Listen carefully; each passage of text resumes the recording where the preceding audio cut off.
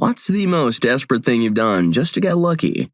Does the opposite also count? I was couch surfing at some girl's place in winter. She had me sleep on the floor right next to her bed, and her house was really badly insulated, so I was freezing with just a thin mat and light sleeping bag. I wasn't really attracted to her, but lord did her thick duvet and large double bed look inviting. So I put on my best seduction mode and it worked. I got upgraded to business. So that's the most desperate time I got lucky for a bit of warmth. Story 2. When I had just turned 18, I went to a nightclub for the first time and wasn't really sure how to approach girls, so I was just dancing kind of wildly for ages, and eventually an older lady in her late 30s thought I was cute or something and started dancing with me. We went to a table to talk, and she kept talking crap about her ex, so I was just kind of listening and saying encouraging stuff. At some point, I was getting another round of drinks, and her friend gave me some sort of a warning. I didn't understand saying not her, and I didn't really get what she meant, so I ignored it. Eventually, she asked me to get back to her place, and when we got there, I wasn't really sure what would be appropriate or inappropriate, so I kind of waited for her to make the first move, and we ended up sitting on the couch and kissing a bit. I was taking it really slow, and she mentioned something about that which I finally took as a hint that it was safe to move on to the next base. But when I started, she randomly mentioned something about meeting her family, and I was like, oh, I thought this was a more casual thing. I wasn't interested in actual dating because she was way older than me, and she was like, oh my god, all men are the same. Started crying, and then I stayed with her the rest of the night just talking and trying to comfort her, and then in the morning, she showed me her enormous collection of dolphin toys and said I was really nice, and then I left. So yeah, that was my first unsuccessful attempt at trying to get lucky. My friend told me I should have just lied and told her I would love to meet her family in order to get lucky, and we had an argument about how unethical that would have been. Story 3. I'm about to put all you mugs to shame. Dressed in only my shoes, silk garments, a coat, and gloves, I stole my brother's car to go see my girl. I jumped back the fence and went to the back door to knock for her to let me in. Her bum fell asleep and didn't hear me knocking, but her cousin did and thought someone was trying to break in, and they called the cops. I should now explain that they lived in a neighborhood where they were the only family that wasn't cops, so response time was ridiculous. So I see police lights and think, crap, they need to run. As soon as I flip over the fence, they fall. I stand up to have 10 guns pointed at me by all their neighbors. I'm trying to explain what I'm doing, which is really hard when you have no shirt on, silk garments, a cowboy's drivel fat goose, and OJ's gloves on. They cuff my bum and haul me out to the front. When my girl's parents see me, they burst out laughing, identify me, and tell the neighbors or cops to let me go. One cop throws me in the back of the cruiser and rips my bum for being so stupid and letting me know I could have got shot. Everything he said was true, all for intimacy. Luckily, we've been married for almost 28 years, so we got that going for us. Story 4. I was studying abroad in Sweden for a few years when I was 20 to 21. One winter night, I met a girl out at the club and we walked back to her place. It was a university town, so the student neighborhoods were all pretty close. Her apartment was about a third of a mile from mine. Things start to heat up in her bedroom and she asks if I have protection. I don't. She checks and she doesn't either. I know I have some back in my apartment, but no way to get them without going home. I ask her if I can run and grab one. She'd take 10 minutes tops. She agrees. I throw on my clothes and go to the door to put on my shoes, but I can't find them. It's night, I've been drinking, and in Sweden, a lot of these student apartments have everyone's shoes near the door because it's standard to not wear them inside.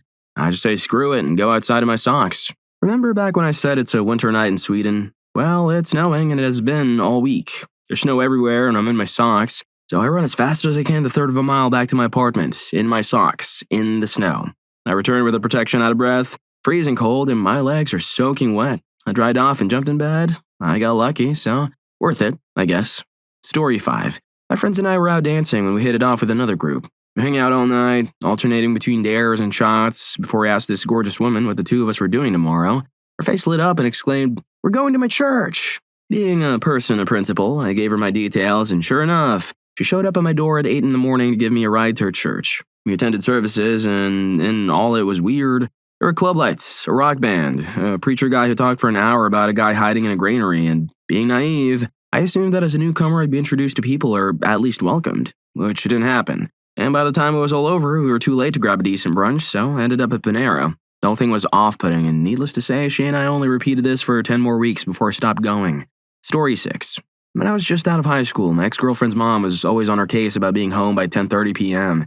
It made it tough to, get to business in the early hours, so that sucked. However, her dad was chill as hell and let her roam free. Her mom didn't drive, so she would always ask me for rides. Well, on a Saturday night, I'd pick up my girlfriend and her mom, then go pick up her mom's friend. Then I'd take her mom and the friend to a dive bar so her mom could go cheat on her dad. If her mom was out cheating, my girlfriend was free all night. So, around 7 a.m., I'd drop her off at home, and we'd see her mom stumbling down the block, coming home too, with messed up hair. This often led to fights between the two of them. It happened more than 15 times in the year I dated that girl. At one point, her dad found out his wife was cheating somehow, and he asked me if I knew anything. I had to play dumb, and I felt super guilty because he was cool. Nice dude who didn't deserve that. There was another incident where her brother harmed their mom when he found out she was cheating. The show Shameless was pretty popular on TV at the time. During that relationship, I always felt like their family's dysfunction was similar to the Gallaghers. Story 7. The very first time, just after turning 17, for sure. Texting a classmate, and out of nowhere, she mentions her parents are gone for the night. I jokingly say I should come over, and then she actually agreed, which I was not at all prepared for. It was January and pouring rain and 11:30 p.m., but I thought nothing of it and immediately threw on some clothes, snuck out of the house, and hopped on my bicycle and pedaled 4 miles to her house for what was in my mind at the time, my once-in-a-lifetime opportunity. Lol. So I got there, and yada yada yada. I came down with pneumonia after that and was out of school for a week. Story 8. I met a girl while I was working, gave me her number. She started sending me all these sexy texts and photos, told me to come around and try out her new bed. Anyway, unfortunately, I happened to get kidney stones that day. Too many energy drinks, apparently. I pretended I was fine and began driving to her house. Almost passed out, don't remember what happened next, but I guess at some point I went to hospital. Got in extreme pain and put on painkillers for some complication, etc. It was a day later I realized I'd accidentally ghosted her. She blocked my number and I never saw her again. My advice, don't ignore medical stuff over intimacy.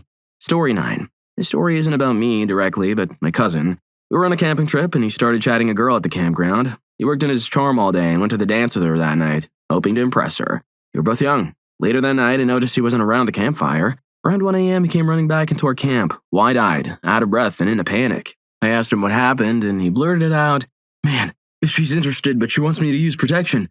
Given our age, we obviously didn't have protection on hand, so we frantically started looking for something he could use in place of one. The best we could come up with was an empty bread bag and a bread tie. He took both and ran off into the night. Shortly after, he came sulking back to the camp, or she, predictably, wasn't interested in his makeshift solution. To this day, I still give him a hard time about that, and I even call him corn dog because of it. Story 10. This was in 2021. I was an attractive, young, very in-shape guy, and I was sleeping with girls far below my usual standards. I mainly used Tinder and was always bluntly upfront about what I was looking for. A one-night stand or friends with benefits situation. I was also very lazy about it. If a girl wanted me to take her out on a date before intimacy, I wasn't interested.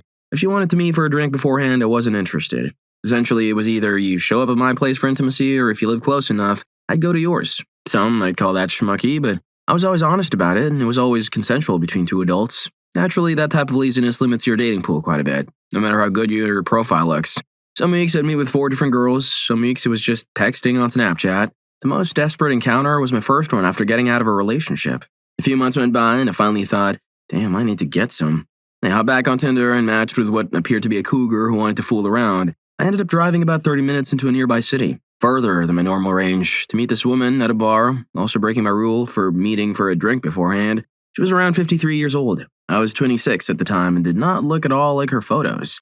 I still went through with it, figured I might as well, but damn, that was one of the worst encounters of my life. She very much just starfished on me, and no matter what I did, she sounded like she was in pain. I was genuinely afraid her neighbors would think she was being harmed because her sounds were legitimately yells of fear or pain. You know that scene in Spider-Man where the Green Goblin blows up Aunt May's room and she's crying? It was like that.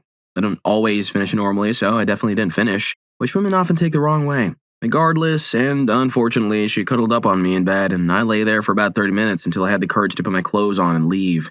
I walked out into the fall night, regretting everything about it.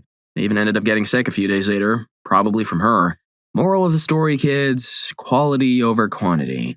Story 11. This story is actually about my best friend and roommate. There was a girl I went to high school with who dropped out because, as she very proudly stated, she seduced a 35-year-old man on a family camping trip and got pregnant. And yes, he was apparently married and already had kids of his own.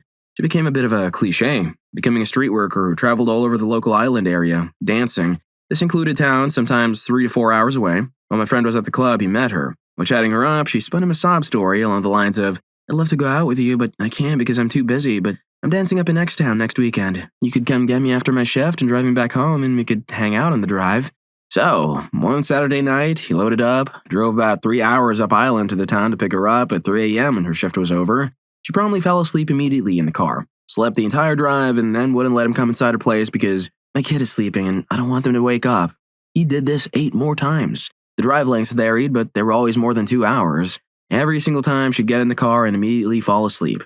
Finally, he convinced her to meet him sometime during the daytime, and he finally got lucky. Right afterwards, she started talking about how he had to leave because her boyfriend was showing up soon. He then drove her 3 more times before finally convinced him to stop by pointing out that he had spent over $1,000 just on gas money for her. Story 12. This girl and I were making out heavily when she abruptly stopped and said, "I don't have intimacy unless I'm in a relationship." I acknowledged and we continued making out. She wasn't pretty at all to me, but hey, it's all pink in the middle, right? Anyway, after about 30 more minutes, I stopped her and asked her to be my girlfriend. She excitedly agrees and we go round and round for the next 3 hours. Both of us are exhausted, sweaty, and lay in the bed. I look over at her and say, "I'm breaking up with you." She was furious, grabbed her crap, and left to her car. Never heard from her again. Story 13. I once got put out on standby for a day, so I got a free plane ticket. I gave it to a lady that I wanted to have relations with. She came out to Cali, didn't get any. I have a feeling my roommate sabotaged me, though. The night before the ticket receiver came, my roommate wanted to watch a movie and snuggled me, which was really strange. I'm obviously horrible at seeing the signals when women are into me. She was really attractive. My roommate called me an idiot when the ticket receiver got out of her cab. I kick myself to this day about that. All around failure. Story 14. I did a desperate thing for a friend. After a brutal breakup with his cheating ex, I took him on a trip to Japan. One night we were at a bar when 2 Americans walked in. A solid 10 out of 10 woman and a guy who turned out to be very, very gay. You can see where this is going. I legitimately wingman the hell out of that night, putting more effort into getting them together than I've ever put into anything for myself. Well, it worked. I gave my friend the keys to my rented apartment and then left together, but now I was sitting in this random bar at 10 p.m. with this very, very not gay dude. So I explained the situation to him as nicely as possible, which he did not like. He demanded I do something or he'd go and tell his friend, ruining everything. Anyway, we came to an agreement. If I kissed him, he'd let it slide and wouldn't ask for more, so I did, and all it did was confirm that I am indeed not gay. My friend still doesn't know about this, but he did get lucky, and I got sympathy drinks and a new friendship from the bartender who witnessed the whole thing. Story 15. There was a woman that I met online and started talking to during the lockdown. She lived upstate, but was moving close to my city in a few weeks. We were planning to meet when she moved. About a week before the move, we were on FaceTime and she was dancing intimately, talking about how she wished I was there. I'm not a fan of teasing at all. It makes me want to go at it right away, so I booked a flight to her the following day and she let me stay with her. When I got there, she was super nervous around me. I'm guessing it started to click to her how crazy it was to invite basically a stranger into her house. So all the tension and energy we had was non-existent while I was there. She eventually got super excited one morning and invited me to have intimacy, but at that point I was over it all. So I risked catching sickness to fly to a woman I never met, to end up not doing anything. Story 16. The girl I was seeing at the time attended a small Catholic college that was at the top of a small mountain. The way up is mostly residential homes in a nearly all-white neighborhood, and here I was, a rather tall, bothered brown man hoofing it at 10 p.m., on my way to help a young college girl find God and discover all manner of sin. Mind you, I had to take an hour bus drive from my house since I didn't drive. The main road leads up to the mountain and stops at the college. And it's about 10:45 p.m. when I make it to this point, as it is a rather long way. Just off the main road sits the building where the nuns live. All the windows were dark and the place was silent, but my Catholic guilt nearly had my bum turning back around. Of course, a different outpost won out and I crept past the building. Further up the road, there is a security booth and there's always someone stationed inside, but it sits on an incline and there is a way to scale the hill it sits on. So you come around behind the booth and end up on the college, and that's what I did. What I didn't know while I was attempting to scale this hill at 11 p.m. was that behind it is a small prayer area with a few wooden benches and a 15-foot cross upon which Jesus was looking down at me, judging me for my intention to defile one of his daughters. Again, my Catholic guilt had me wanting to repent in the rain like Shawshank. Again, the little grandma worm tongue in my jeans urged me forth. I made it to the top of the hill and I darted past the security booth, finding a dimly lit area to hide in while I texted my girl to come grab me. About 5 minutes later, I was in her dorm room and all was well. I walked out the following morning, renewed and refreshed. I even waved at the security guard in his booth on my way down the road. Story 17. I faked an Irish accent for a month, only when I was around a particular girl. Another time, when I was meeting a prospective girlfriend, I invited my romantic rival's ex out to the pub so she could vent about his trashy behavior. To be fair, that was more of a fair warning, but I can't say my motives were entirely selfless. I maxed out my credit card, taking a lass from the UK to Paris after her boyfriend cheated on her with her cousin. It was a long weekend and cost nearly £2,000. It didn't exactly work out romantically. We had a great, strictly platonic time, but her best friend became smitten after that and hunted me down like a starving dog following a rabbit. I even went skydiving with a girl once, despite being terrified of heights. I'm talking full-on vertigo, loss of orientation and balance. I actually passed out halfway down. Luckily, we were tandem jumping with instructors. I need to stress these incidents happened in my teens and early 20s. I did eventually mature, mostly. Story 18. My friend and I went out drinking heavily one night, and she was getting a lot more guys' numbers or social media than I got women's numbers. So at closing, I took her home like I usually do, but I was too intoxicated to get home myself. She offered that I sleep it off in her place. She made me sleep on her living room floor because her couches were too small. I complained about it like a little crap all night, not letting her sleep until she told me to sleep in her bed and she'll sleep on her living room floor for me. I then complained that I don't usually sleep alone in a room since I've always shared a room with my brothers or Pats, so I made her way back to her bed and we cuddled and then things took off from there. I didn't want to have intimacy with her when I took her out, but I was envious that she could get more chances than I could that night, so I thought the next best thing would be to have intimacy with a person who had a better shot at meeting someone than me.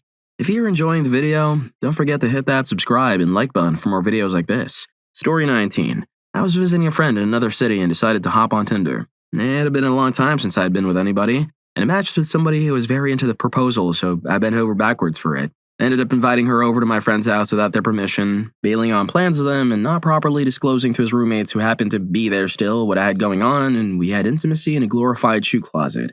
Needless to say, I had a bunch of people very angry with me and our friendships crumbled. Story 20. Oh my god, since we're all talking about iStories, I drove 30 minutes when I was 16 in my dad's 2002 Prodigy 5 to get some. I picked her up and we went to a park, and while we were getting it on, we got swathed in a blizzard. We decided to stop so we could at least make it back to her house. Mind you, it was dark, like 9 p.m., so we started heading back and it was my first time driving in snow, full honesty. Just leaving the park, I was going maybe 20 and went to stop for a turn at a roundabout, but this sucker didn't stop, just kept sliding. I was able to turn a little and hit my passenger side tire hard, screwing up some steering links. And keys that my dad said were worth more than his car, an A-arm, suspension, and the calipers. That was 20 hours of labor and like $500 worth of parts down the drain for a gump. Story 21. I'm 21, solo backpacking through SE Asia. A moderately attractive Thai girl noticed me in a club in Phuket. She smiled at me, grabbed my arm, and led me out of the club. She asked for my scooter keys and I gave them to her. I rode in the back as she took me who knows where. She stopped in front of a small convenience store, pointed, and said the only English words from that night, "Rubber, good for you, good for me." I bought protection and let her drive me to her sketchy, rundown high-rise. She took a picture of the scooter license plate for an unknown reason. We entered the room to find not much more than a mattress in a corner and a hot plate on the floor. I hid my keys, phone, and wallet throughout the apartment in case someone arrived to shake me down in the middle of the night. I sent a GPS pin to my friend in case something happened. We had mediocre intimacy, which she fell asleep in the middle of. Didn't get robbed. 10 out of 10 would risk my life again. Story 22. I was on the receiving end of the desperation. It was summer, and my car's AC wasn't working, so the windows were down. I'm pretty heavily tattooed and had my two kids. They were 7 and 4 at the time, in the back as we were coming from a local swimming hole. The car on my left stayed pretty even with mine down the drive. I didn't think anything of it because of traffic and all. We came into our town and asked the kids if they wanted something to eat, and then hit the longest red light in town before heading to the store. The guy in the car that was staying even with me parked his car, got out, and came to my window. Seeing this, I rolled up the kids' windows. He then proceeded to tell me he hadn't had a chance to sleep with a chick with tons of tattoos and asked if I was willing to follow him to a local hotel, promising to show me a good time. I didn't know how to respond because I'd been married for a while before that. I wasn't expecting it. Kids in the car and all. And we were at a red light. So I did what I could think of. I smiled, grabbed my phone out of my purse, pre-dialed 911, and when he got back into his car, thinking I was going to follow him, I told the kids we were going to take a detour. I acted like I got behind him, then turned onto the street with a police station and parked there for about 10 minutes. I played I Spy, so they weren't aware of what was going on as I texted my husband, who met me there and followed me home. Story 23. Desperate? Maybe this one. When I was 21 and stationed in Cali, I was dating an 18-year-old high school senior who lived with her parents in the same apartment complex. She had a curfew, so we had always had to do our thing early so she could get home for homework or chores and avoid being grounded.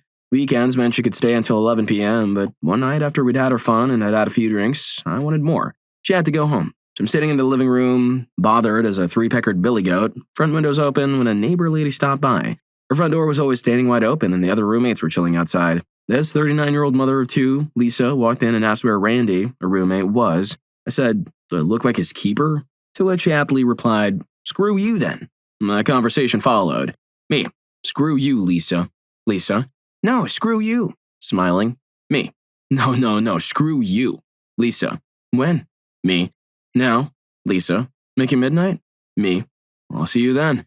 Lisa, "My door will be unlocked." And she left our place, heading toward her apartment. Midnight rolled around and I headed to her door and tried the knob. It was locked. Now, she and I had never even hinted at wanting to fool around, but I was mostly inebriated and excited, and she did invite me. Her two boys were asleep, I assumed, and the apartment was dark. She invited me and must have forgotten to leave the door unlocked, right? Lisa was smoking hot, by the way. Long black hair, brown eyes, about 5'8", with D cups and hourglass figure. A former Wisconsin farm girl, she'd now run from her life in SoCal. Every man in the complex stared at her at the pool while trying not to get busted by their wives doing so. She was worth this. So, I went downstairs, since we all lived on the second floor anyway, ran to the back side of her building, climbed the privacy fence of her downstairs neighbor, stood up on top of this wooden fence and reached up to her balcony railing. I pulled myself up to her balcony, over the railing, and tried the sliding door. It opened, and then found her asleep on her bed, dressed in a sexy white lace nightie. I then kissed her. Thank goodness she woke up easily and actually smiled instead of screaming, but she said, "Hello." I told her that her front door was locked, and she apologized but wondered how I got into her bedroom. I told her, she laughed, and we enjoyed what I was invited there to do. But I was wondering, I still had my young girlfriend, but that woman who had me over late at night for months after my girlfriend went home always reminded me, "I'm old enough to be your mother." 18 years between us. To which I usually replied, "Yeah, but I'm called a mother trucker pretty often on base, so maybe not desperate, but it felt like it needed to be shared here." Story 24. So there was this guy in college who lived with his mom. She was a very large, very angry, and very strict woman from Samoa. She was 6'4", had been to jail many times, and was known to start parking lot brawls. One night, the guy asked me to come over because his mom was working a night shift, and he'd meet me at the front door. I got there and called him. He told me his mom had come home early because she had a headache, but that if I came around to his bedroom window, he'd open it and I could sneak in. I'm only 5'3", and at the time I was morbidly obese, but somehow my fat bum managed to get through the window. It was a nerve-wracking experience because neither of us wanted to wake up his mom. We ended up having intimacy, but the entire time he was focused on his bedroom door and making sure we stayed quiet. Well, she ended up waking up. I hid in his closet under a bunch of clothes, and I don't think I've ever been so scared in my life. That woman looked like she could punch a hole through a rhino with one hit, and she was known around town for not taking any crap. She always had to get her way.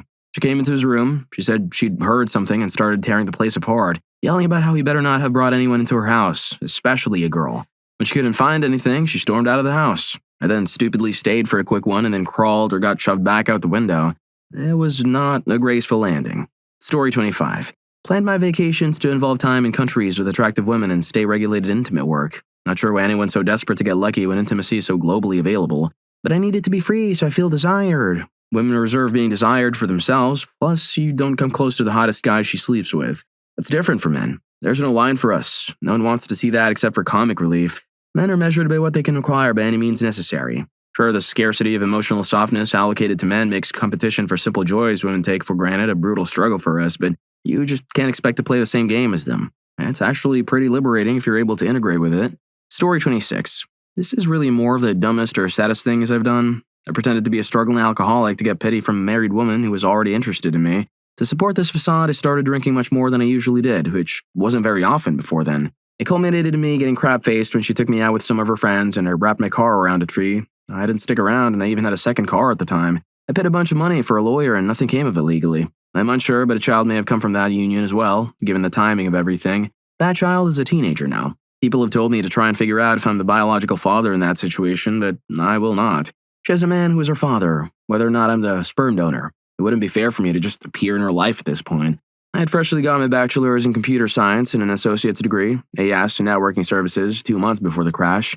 At the time, I was a retail employee living with my parents and getting ready for an IT career. That was a pivotal moment in my life because I moved out of, back into, and then back out of my parents' house following it, and I moved every few months for the next 3 years. My nomadic phase.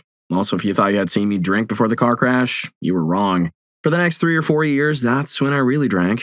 Intoxicated every night. I'm also glad no one got hurt when I crashed my car. Several years later, I got into an apprenticeship and I'm putting my degrees to good use doing electrical work, ironically. I blame the 2008 recession for never getting into IT in any capacity, though I don't know if I could have landed a role, even temporarily, had I not been so focused on drinking and worried about potential criminal charges in the time leading up to the market crashing.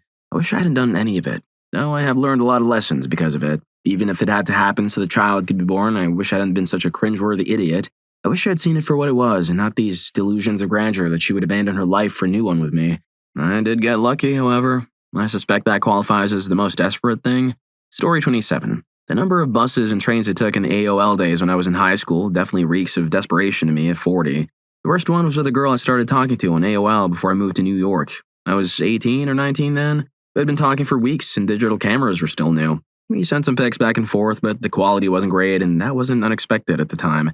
Fast forward to when I finally moved. I went to meet her at her house, and I was all kinds of ready for action because it's all we'd been talking about for weeks. She opened the door, and I realized I'd been catfished. Before catfishing was even a term, they were just bad pics. They straight up were not her, and instead of just leaving, I freaking stayed, but That was just the start. I was still a very shy guy at this point in life, with extremely low self-esteem and no backbone whatsoever. That opened the door for her to crawl all over me immediately, kissing me like crazy. She noticed I wasn't into it, her apartment was trashed and smelled. I was getting more and more anxious and just told her I was a bit nervous because I didn't have the guts to say, "You're not even the person I thought you were, and this is messed up." She said she was going to loosen me up. There was lots of hand stuff, and I was basically freaking out in my head that I wanted to leave more than anything else, but of course, the thing started doing its own thing. Then she told me, "So, I didn't want to tell you this before because I was scared, but my ex gave me herpes and I haven't had an outbreak in a really long time, so we're good. I just wanted to tell you." Before I could say anything, I jumped up. I was still too embarrassed or shy to shut all this down and kept saying I was nervous and we should slow down a bit. I had no way of getting back home. It was after 9 p.m. in a city I'd never been to, and cell phones weren't a thing yet. My dad had dropped me off and he was out of town until the morning. I ended up sleeping in her bed with her while she kept trying to sleep with me, and I kept finding different ways to say I wasn't feeling it. It was a freaking nightmare. The next morning, I called my dad and said, "Come get me, like, now, dude." He freaking laughed his bum off the whole way back home. "That's what you get for talking to those girls on the internet. You're lucky it was even a woman." That situation really changed some things for me and my personal boundaries.